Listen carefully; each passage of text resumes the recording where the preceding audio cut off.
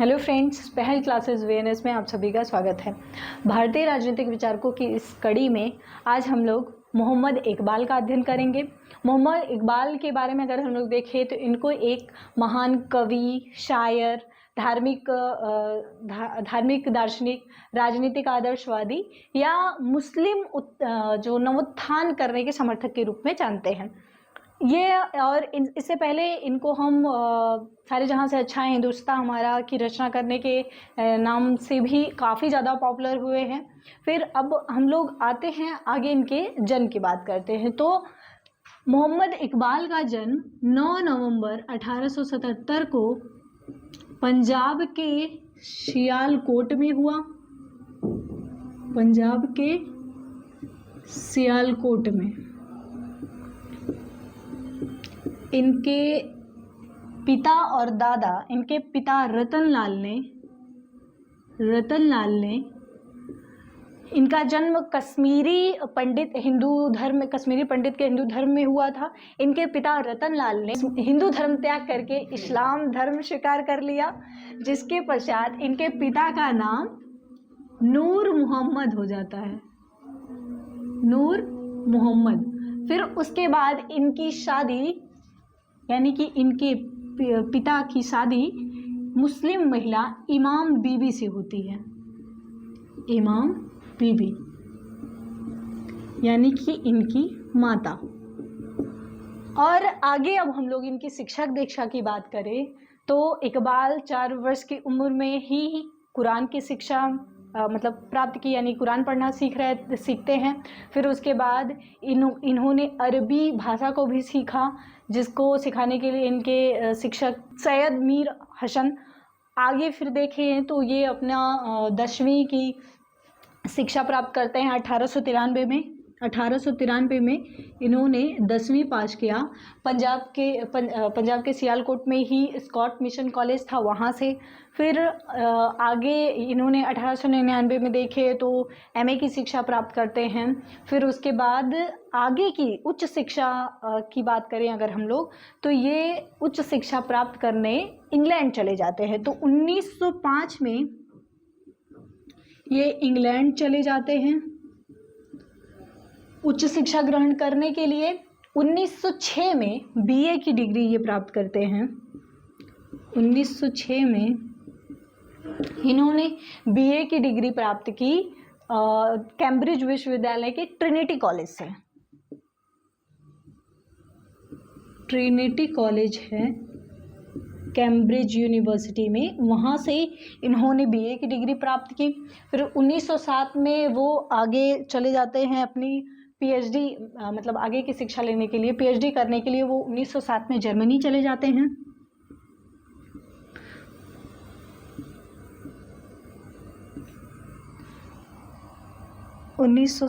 Germany चले जाते हैं पीएचडी करने के लिए, जो कि 1908 में इन्होंने अपनी पीएचडी 1908 में इन्होंने अपनी पीएचडी लुडविग मैक्सिमिन यूनिवर्सिटी, जो कि म्यूनिख से थी, वहाँ से प्राप्त की। इनकी थीसिस जो थी, पीएचडी का थीसिस था, उसका नाम था द डेवलपमेंट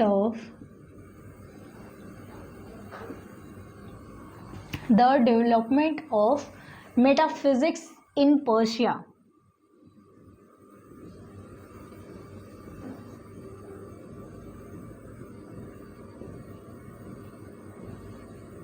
1908 में ये इनका थीसिस रहता है, द डेवलपमेंट ऑफ, यानी कि ईरान का तत्वशास्त्र। इससे इन्होंने अपनी पीएचडी कंप्लीट की।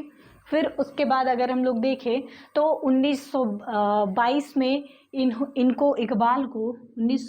में इकबाल को ब्रिटिश जो सरकार थी वो इनको सर की उपाधि प्रदान करती है। 1922 में सर की उपाधि से ब्रिटिश सरकार के द्वारा नवाजा गया।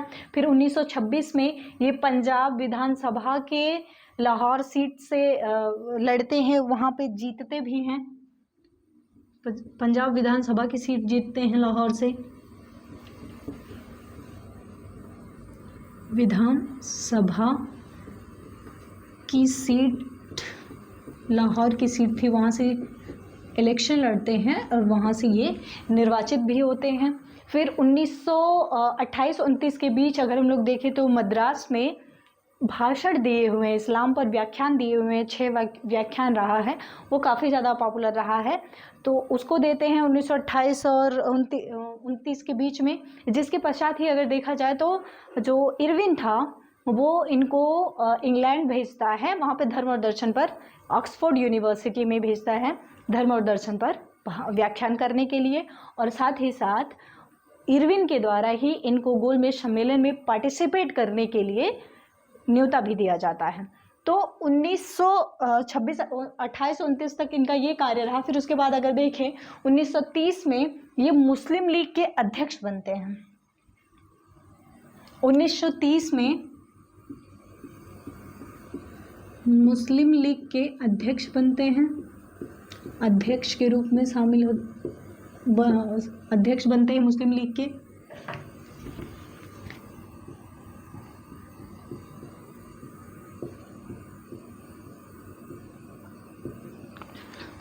मुस्लिम लीग के अध्यक्ष रूप में कार्यभार संभालते हैं। फिर 1900, चूंकि इरविन न्योता दे ही चुका था, तो ये 1931 और 1932 का जो गोलमेज सम्मेलन हुआ था उसमें मुस्लिमों का प्रतिनिधित्व करने के लिए दूसरे और तीसरे गोलमेज सम्मेलन में पार्टिसिपेट भी करते हैं। गोलमेज सम्मेलन में शामिल भी हुए हैं मुस्लिमों के प्रतिनिधित्व को लेकर। फिर आगे हम लोग देखें, इनके जो मोहम्मद इकबाल हैं, इनको अल्लामा इकबाल भी कहा जाता है। मोहम्मद इकबाल को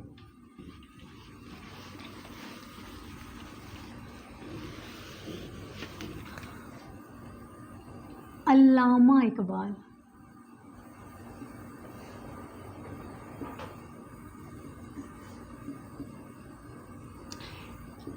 अल्लामा इकबाल कहा जाता है। इसमें अल्लामा का मतलब ये है कि कोई बहुत ही बड़ा महान पंडित या विद्वान या बड़ा आलिम करके जो पर्सन होता है उसको ये उपाधि के रूप में नवाजा जाता है, बहुत ही ज़्यादा विद्वान। इकबाल उर्दू, फारसी, मुस्लिम धर्म दर्शन के महान विद्वान के रूप में जाने जाते थे, इसी वजह से इनको अल्लामा की उपाधि दी गई थी। इसके पश्चात ही देखें तो इनको पाकिस्तान का आध्यात्मिक जनक भी कहा जाता है। इकबाल को पाकिस्तान का आध्यात्मिक पिता,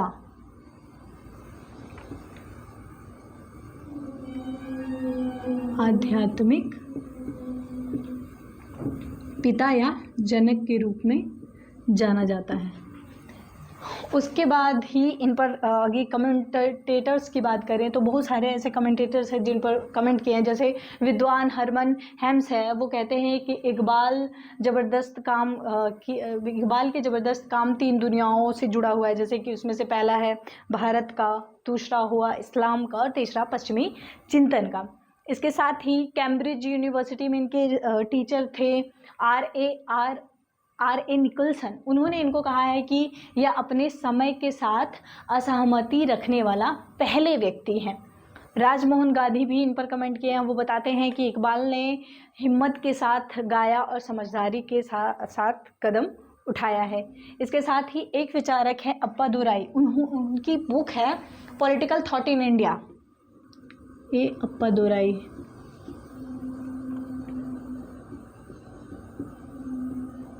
इनकी बुक है political thought in India.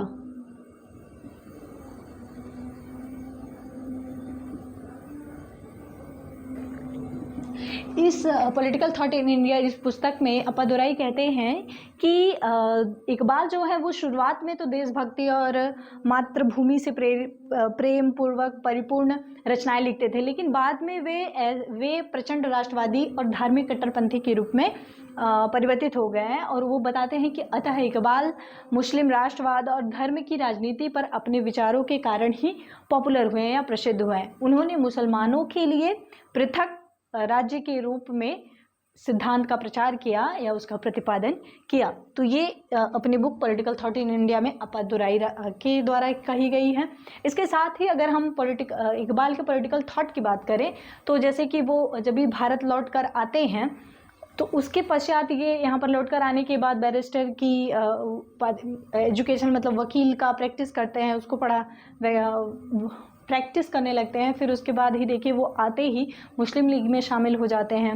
Muslim league में शामिल होने के बाद में हम देखते हैं 1920 में जब देखते हैं मुस्लिम लीग का जब विभाजन हो जाता है तो ये जिन्ना की जो विचार थे उसका समर्थन करते हैं, उसका सपोर्ट करते हैं। वहीं और हम लोग देखें इनका जो चिंतन देखें तो इकबाल जब अध्ययन करते हैं यहाँ पर देखते हैं कि मुस्लिम जो धर्म है वो उस हिसाब से अभी प्रसिद्ध या पॉपुलर नहीं हुआ है। तो वो उनकी कमियों को देखते हैं, कहते हैं कि जो मुस्लिम धर्म है इनकी समस्याओं को देखना है और इन पर अध्ययन करके इसको एक अच्छे लेवल पर ले जाना है। तो इसके लिए वो कहते हैं कि इसमें पहले चिंतन मनन करने की आवश्यकता है। वो इसमें बताते हैं कि जो मुस्लिम धर्म है इसको यूरोप या पश्चिम का जो बौद्धिक और पुनर्जागरण है, विज्ञान है, उसका अध्ययन करना चाहिए, उससे सीखना चाहिए। लेकिन साथ ही यहीं पर वो कहते हैं कि हमें कहीं पश्चिमी सभ्यता की तरफ बहुत ज़्यादा नहीं जाना है, क्योंकि हमारी जो प्राचीन मुस्लिम धर्म है, जो मुस्लिम संस्कृति है, उसमें ये सब चीज़ें पहले से ही विद्यमान है। तो उसको ही हमें आत्मसात करते हुए आगे बढ़ना है और इस्लाम धर्म को मजबूत करना है। तो ये उनका कॉन्सेप्ट था। उसी को बनाने के लिए शुरुआत में वही अप्पादुराई कह तो रहे हैं कि शुरुआत में ये सारे जहां से अच्छा हिंदुस्तान हमारा जैसा नारा देते हैं, फिर उसके बाद ही ये द्विराष्ट्र सिद्धांत का प्रतिपादन करने लगते हैं। तो ये विचार के परिणित और परिवर्तित स्वरूप ही इनका रहा है। तो अब इसके बाद हम लोग देख लेते हैं इकबाल की कुछ मुख्य रचनाएं हैं जिससे ये काफ़ी ज़्यादा प्रसिद्ध हुए हैं। तो इकबाल की रचनाएं, कृतियाँ या रचनाएं, तो इनकी सबसे पहले तो इनकी जो पीएचडी की थीसिस ही थी, द डेवलपमेंट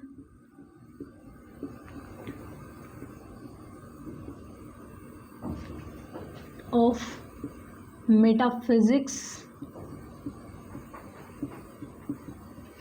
इन पर्शिया, मतलब ईरान का तत्वशास्त्र इसको कहते हैं, जो कि 1908 में इन्होंने अपनी थीसिस जो लिखी थी वो है। फिर उसके बाद द सीक्रेट ऑफ द सेल्फनेस, बेखुदी का जो सिद्धांत है, यानी कि उनकी जो खुदी का रूमानी एक खुदी, द सीक्रेट ऑफ, इंग्लिश में ये कहते हैं secret of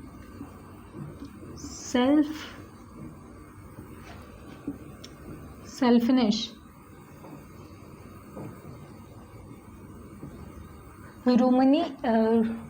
रमुज A Bekhudi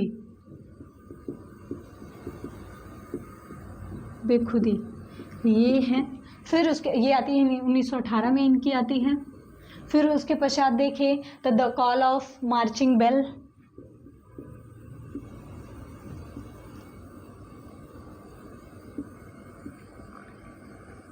the call of marching bell है जो कि इनकी 1924 में आई हुई है।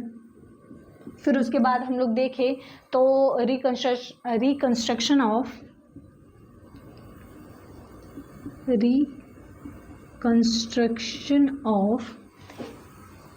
Religious thought in Islam, religious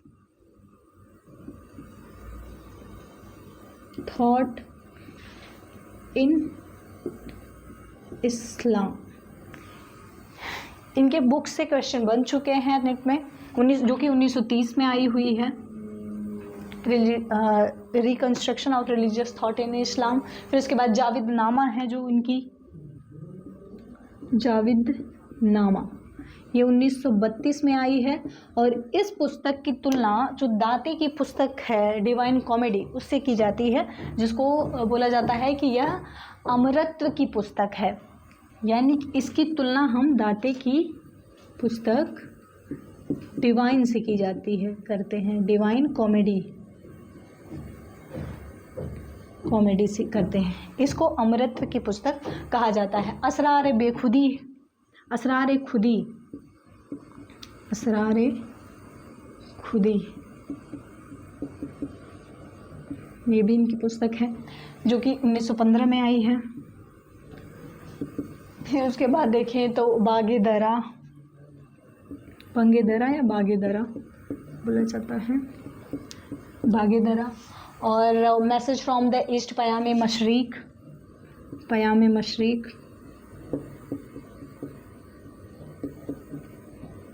इसको इंग्लिश में कहते हैं, इंग्लिश में इस पुस्तक का नाम है मैसेज फ्रॉम द ईस्ट, जो कि 1923 में आई हुई है, पयाम मशरिक को। और फिर उसके बाद गैब्रियल्स विंग्स, जिसको बाले जिब्रील कहते हैं, बाले जिब्रील, बाले जिब्रील, गैब्रियल विंग्स इंग्लिश में इसको कहते हैं, जो कि 1935 में आई हुई है। फिर उसके बाद इनकी पुस्तक है द रोड ऑफ मैसेज, जबर ए कालिम, जरब ए कालिम।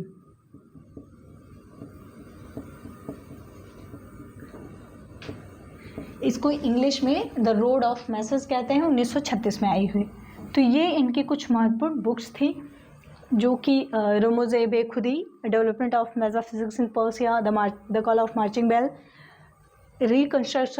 Construction of religious thought in Islam, Javednama, Asrar Khudi, बागे दरा, पयाम मशरिक, बाले जिब्रील और जरबे कालिम। ये इनके मुख्य बुक्स रही हैं। अब आते हैं हम इनके महत्वपूर्ण विचार पर, जो इनका धर्म और तत्व का जो मीमांसा किए हुए हैं उस पर देखते हैं। एक बात के अनुसार धर्म दर्शन की और तत्व मीमांसा,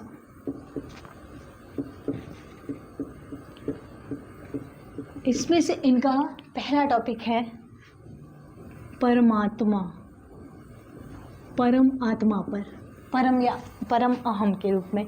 तो जो इकबाल हैं उनका मानना था कि वो कहते हैं कि इन जो इकबाल हैं वो एकेश्वरवादी और तौहीद के पक्के समर्थक के रूप में जाने जाते हैं, क्योंकि वे ईश्वर को न तो मानव रूप में स्वीकार करते हैं, ना तो विशाल का मूल पुरुष या स्वर्ग का अधिष्ठाता नहीं मानते, इस रूपों में नहीं स्वीकार करते हैं। वो कहते हैं कि कुरान में जो वर्णित तौहीद है, तौहीद के जो सिद्धांत है उसके अनुसार ईश्वर एक है, अद्वितीय है और अजन्मा है। तो कैसे किसी एक मानव रूप में आ जाएगा वो, या किसी विशाल मूल रूप या मूल पुरुष के रूप में आएगा। तो इसका आधार पर जो इकबाल है वे आत्म तत्व और भौतिक तत्व कहते हैं कि ईश्वर, जो तौहीद के समर्थक है, ईश्वर अजन्मा है, तो वो किसी मनुष्य में अद्वितीय है और एक है, तो किसी ईश्वर में तो किसी मनुष्य में तो आ नहीं सकता। और यहीं पर वे आत्म तत्व और भौतिक तत्व दोनों पर दोनों में को महत्व देते हैं, आत्मा तत्व और भौतिक तत्व। इसी आधार पर वो जो अलग अलग विचारक हैं उनकी कॉन्सेप्ट को वो नकारते भी हैं। जैसे वो कहते हैं कि आत्म तत्व और भौतिक तत्व दोनों एक दूसरे को, ये दोनों को शाश्वत मानते हैं, इसलिए जो प्लेटो है और यूनानी चिंतन जो हैं उनको नकारते हैं, उसके विरोधी है, उसकी आलोचना करते हैं, क्योंकि ये केवल और केवल आत्मा पर फोकस करते हैं। और वहीं इसके उलट अगर हम लोग देखा जाए तो आइंस्टीन का जो सापेक्षता का सिद्धांत है उसमें केवल भौतिक पदार्थों को स्वीकार किया गया है, भौतिक तत्वों को स्वीकार किया गया, आध्यात्मिक तत्वों को नहीं। तो वो इन दोनों विचारधारा को कम रूप में कम रूप में इसकी आलोचना ही करते हैं, कहते हैं कि केवल एक तत्व पर फोकस किया गया है, जबकि देखा जाए तो यह केवल भौतिक पदार्थों या केवल आत्म तत्व पर नहीं हो सकता, बल्कि वो कहते हैं कि जो ईश्वर का आधार है, जो इनकी एक रचना है पयामे मशरिक, उसमें वो भौतिकवादी विश्व दर्शन का खोखलापन उजागर करते हैं कि केवल भौतिक तत्व पर फोकस नहीं किया जाना चाहिए, ये आत्म तत्व और भौतिक तत्व दोनों का सम्मिश्रण ही है। इसके बाद इनका है काल का सिद्धांत, समय का सिद्धांत या काल का सिद्धांत। समय पर जो फोकस किया जाता है अलग अलग विचारों पे, जैसे जहाँ ये उनसे ब्रिटिश दार्शनिक हैं एक मैक्टेगार्ट, उनके अनुसार वो बताते हैं कि काल अवास्तविक है। ब्रिटिश दार्शनिक हैं मैक्टेगार्ट, ये बताते हैं कि जो समय है, जो काल है, वो अवास्तविक है। समय या काल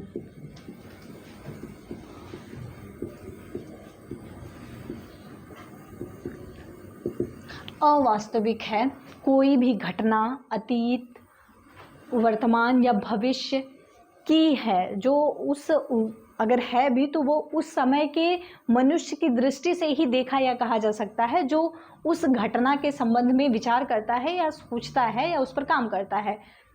यह स्वयं में अतीत, वर्तमान और भविष्य के या भविष्य की कोई वस्तु के रूप में नहीं है, बल्कि यह केवल जो फिक्स है, समय है, वो उसी मनुष्य के जो उस समय में रहा है उसकी काल, परिस्थिति और घटना के आधार पर समझा या सोचा जा सकता है।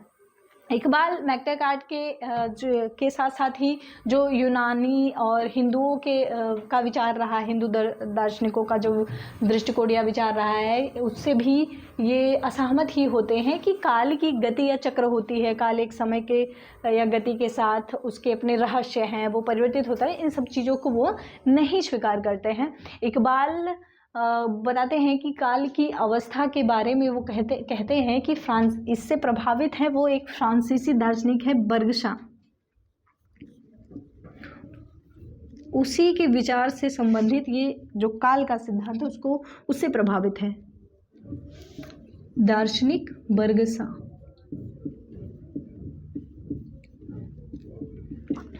बर्गशा के अनुसार ये उनसे प्रभावित है, उन्हीं की तरह ये मानते हैं कि काल वास्तविक है और गणितीय काल जो है वो अतीत, वर्तमान, भविष्य में नापा जा सकता है, उसको देखा या समझा जा सकता है। तो ये रहा उनका काल का सिद्धांत कि जो अवास्तविक है, दिखाई नहीं देता या गति है, परिवर्तित होती रहती, नहीं, ये कहते हैं कि इसको मापा या तौला जा सकता है। अब आगे हम लोग देखते हैं इनका खुदी का सिद्धांत या अतिमानव का सिद्धांत। अतिमानव या खुदी का सिद्धांत।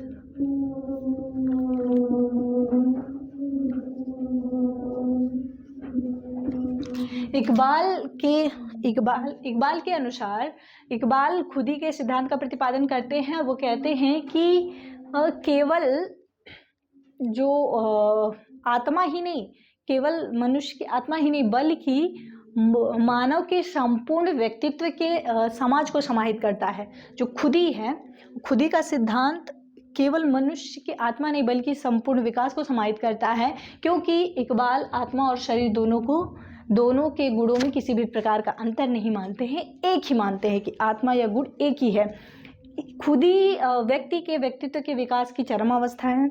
इनका खुदी का जो सिद्धांत है वो व्यक्ति के विकास की उच्चतम या परम अवस्था है, जिसके तहत व्यक्ति अपने अंदर ऐसे गुणों का विकास करता है जो ईश्वरीय प्रवृत्ति के हो या ईश्वरीय गुण हो, जिसके अंतर्गत अगर साधारण रूप में हम लोग फॉर एग्जाम्पल उदाहरण स्वरूप देखें तो जैसे बुद्ध, महावीर हो गए, ईसा मसीह, मोहम्मद साहब, इन सब के समान ही परम गुण या परम ज्ञानी व्यक्ति के रूप में जो गुण की प्राप्ति होती है, वही गुण की प्राप्ति करना ही खुदी का सिद्धांत है। इसके साथ ही हम लोग यहाँ पे गांधी का जो ईश्वर के जन्म की संकल्पना है उससे भी रिलेट कर सकते हैं। वो भी इस प्रकार का सिद्धांत प्रतिपादन करते हैं।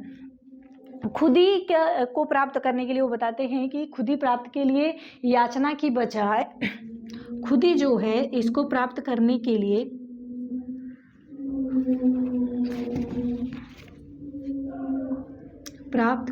लिए याचना या भीख जैसी कोई प्रवृत्ति नहीं है कि उससे मांगा जाता है, बल्कि यह कर्मठता और कर्मनिष्ठता पर, कर्मशीलता पर आधारित है। कर्मठता और कर्मशीलता पर आधारित है। इसके माध्यम से व्यक्ति खुदी को प्राप्त कर सकता है। इकबाल की रचना जो है जावेदनामा 1932 में जो आई है, उसमें वो आत्मा के विकास की 3 अवस्थाएं बताते हैं कि मनुष्य के आत्मा के विकास की 3 अवस्था हैं। एक है व्यक्तित्व की अवस्था, आत्मा के विकास की 3 अवस्था।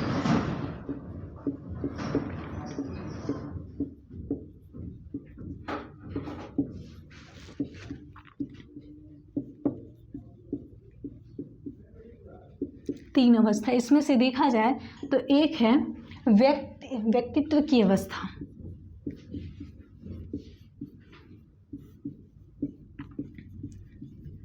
व्यक्तित्व की अवस्था के अंतर्गत इकबाल बताते हैं कि इसमें आत्मा की सृजनात्मक संभावनाएं जो हैं, व्यक्ति की रचनात्मक जो संभावनाएं हैं, उसको जान लेना ही क्या है, प्रथम अवस्था है। व्यक्ति की अपनी रचनात्मक शक्तियों को जान लेना ही व्यक्तित्व की प्रथम अवस्था है। और दूसरी है सामाजिकता की अवस्था।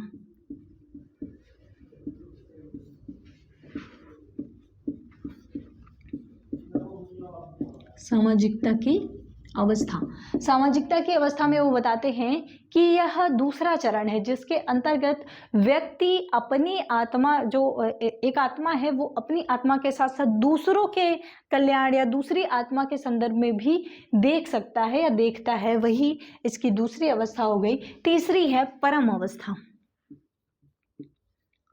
परम अवस्था, परम अवस्था के अंतर्गत इकबाल बताते हैं कि यह ईश्वर का साक्षात्कार तथा ईश्वरीय चेतना को आत्मसात करना है।